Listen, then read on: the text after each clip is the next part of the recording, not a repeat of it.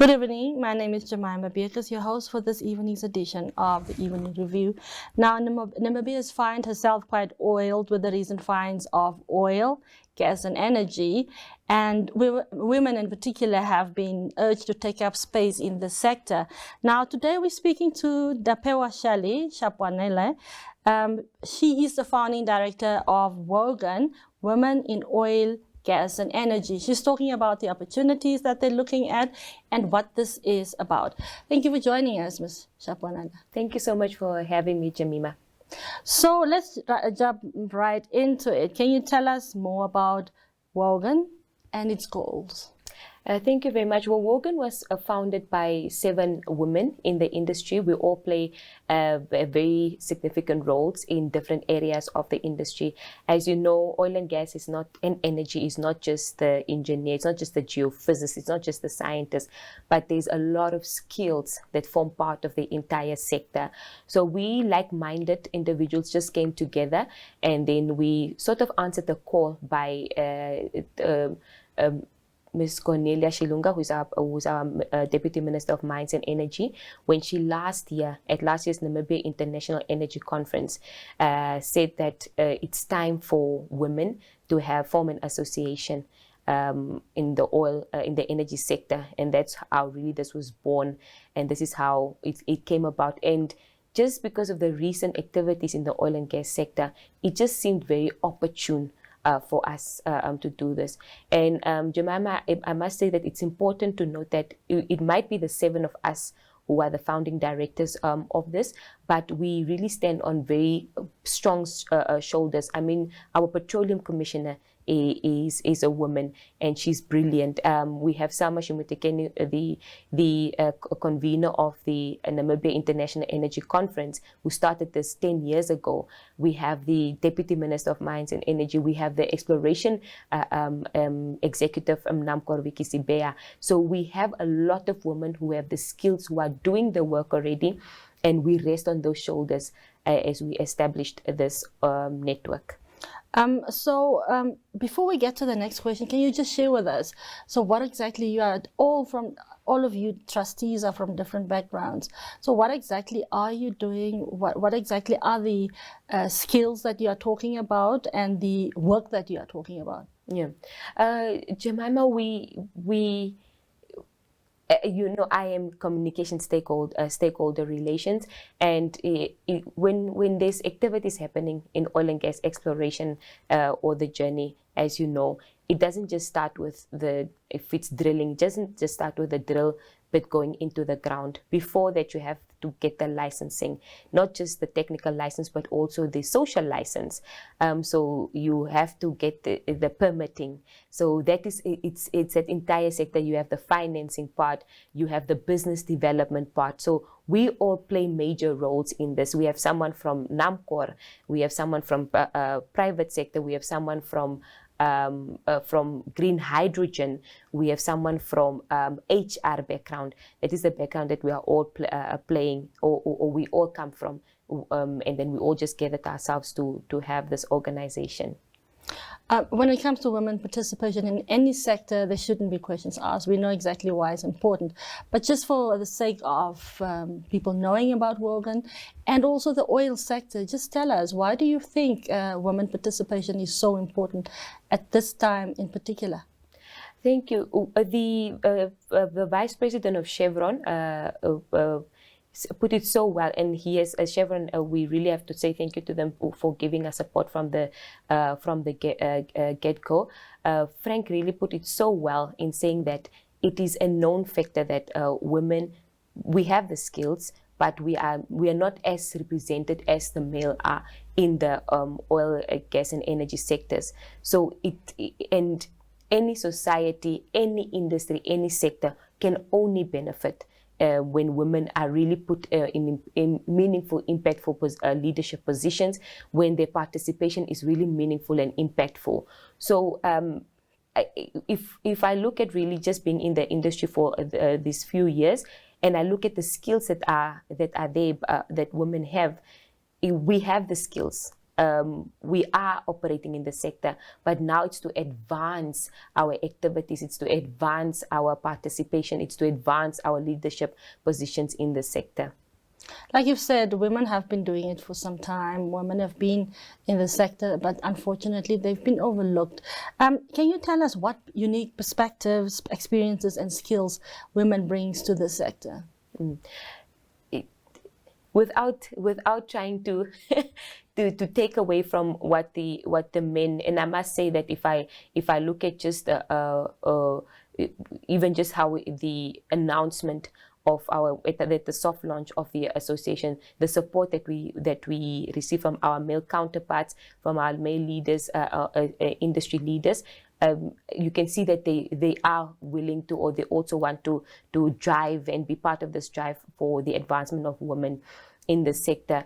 In terms of skills, Jemima, I mean, we have geophysicists, geoscientists, we have engineers, we have geologists who are female, we have a business development specialists who are female, we have financial heads who are female. So we have all the skills that are needed in every area of the sector. We have it already there.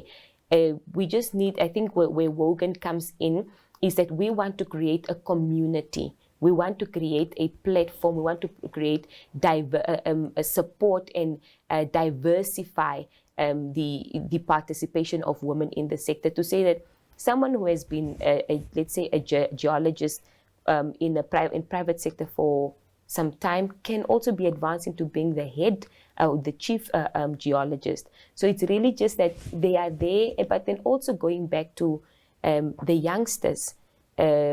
Someone who is in grade 8, already inspire them that time through mentorship, through training, through giving them access to the women who are already in the sector, to say that you can see Anna Maria is doing this, you are also able to do this. So that's basically just what the network is about in terms of skills. Mm-hmm. Speaking about skills, you've been in the communication sector of basically one of the first in Namibia, science communicator, energy communicator. You've been one of the first people, if not the first, I think, that has started this. And you've been exposed, obviously, to a lot of experts, female experts in particular. You've been on international platforms. Can you tell me, what are some of the limitations for women to get into the positions that men find themselves naturally? It's a very good question, Jemima, and I think it's not just when it comes to the energy sector. It's also other sectors that are considered male dominated. One important thing, I think, and that is why again it's an answer. It's something that WOGEN answers, is that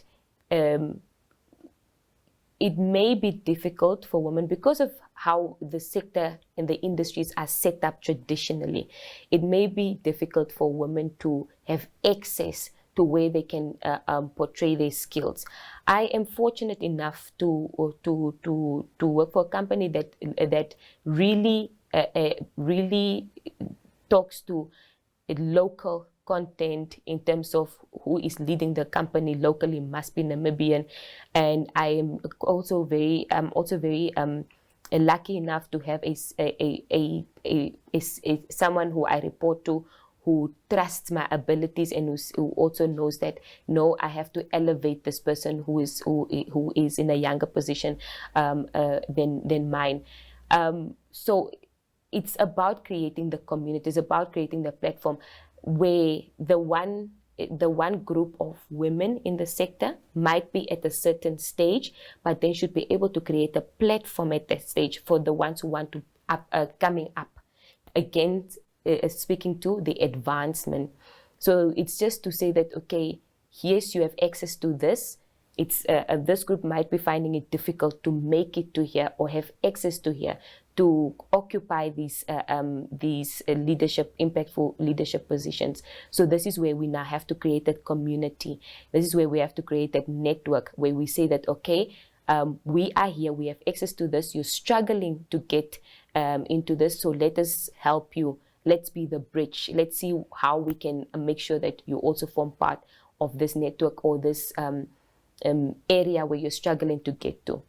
Now, thank you for having such a fruitful conversation until now, but we'll have to go for a quick break. Ndapewoshali, we'll be back in a minute.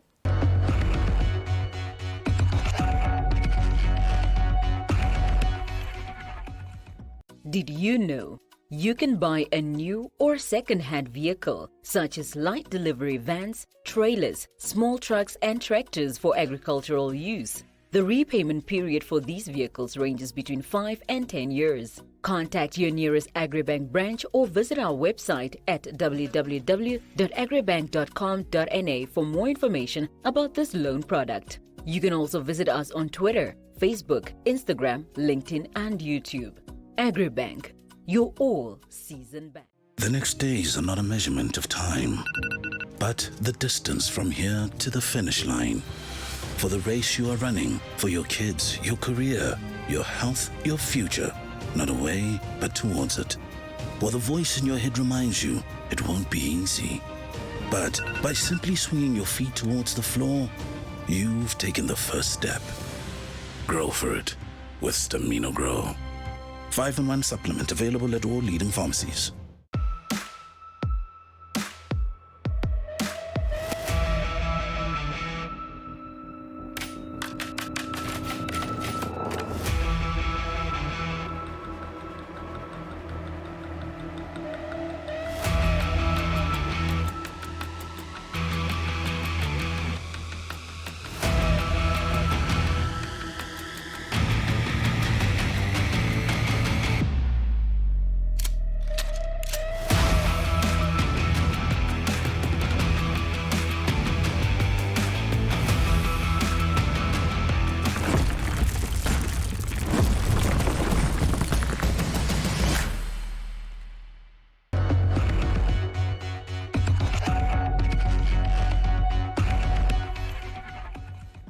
Welcome back. Now, if you've just joined us, we are speaking to Ndapewoshali Shapwanale. She is the founding director of WOGEN, Women in Science, Oil and Gas. And she's talking to us about the organization that is newly found and the goals.